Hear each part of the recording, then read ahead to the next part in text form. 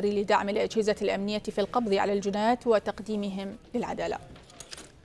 في بغداد جرت اليوم مراسيم تشييع مهيبة لجثامين الجنود الخمسة الذين استشهدوا في اعتداء إرهابي بالقرب من ساحة الاعتصام في الرمادي.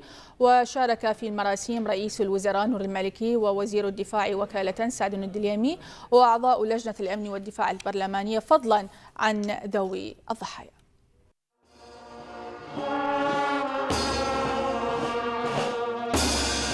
بموكب جنائزي مهيب لحرس الشرف الجمهوري وبحضور رئيس الوزراء نور المالكي وعدد من البرلمانيين العراقيين وكبار ضباط الجيش العراقي، شيعت وزارة الدفاع جثامين شهدائها الخمسة الذين قضوا غدرا على يد العصابات الإرهابية في الرمادي، وسط تفاؤل رسمي بتراجع حدة الأزمة مع وعود عشائرية بتسليم الجنات إلى القضاء ودور أكبر للعشائر هناك في محاربة الإرهاب.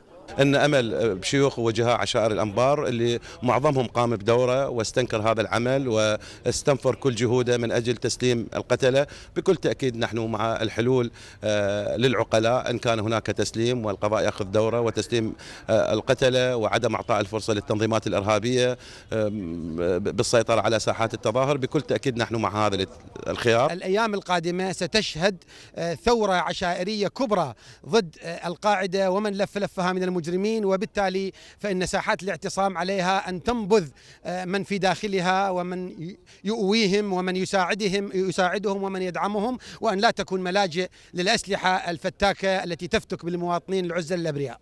وكان حفل التشييع مناسبة لدعوة البرلمان إلى جلسة طارئة لدعم الجيش العراقي في مواجهة العصابات الإرهابية.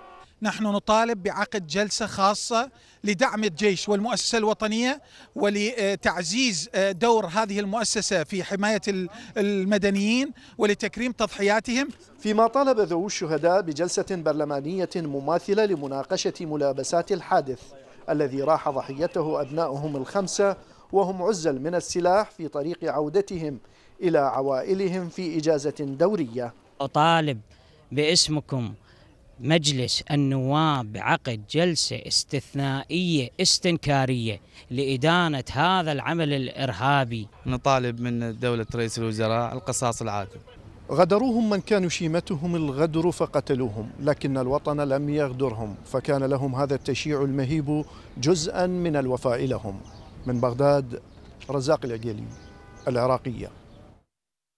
المفوضية العليا لحقوق الإنسان استنكرت قتل الجنود الخمسة في الأنبار، وقالت عضو المفوضية أثمار الشطري في بيان لها إن ما جرى هو محاولة واضحة للضغط على الجنود لترك عملهم.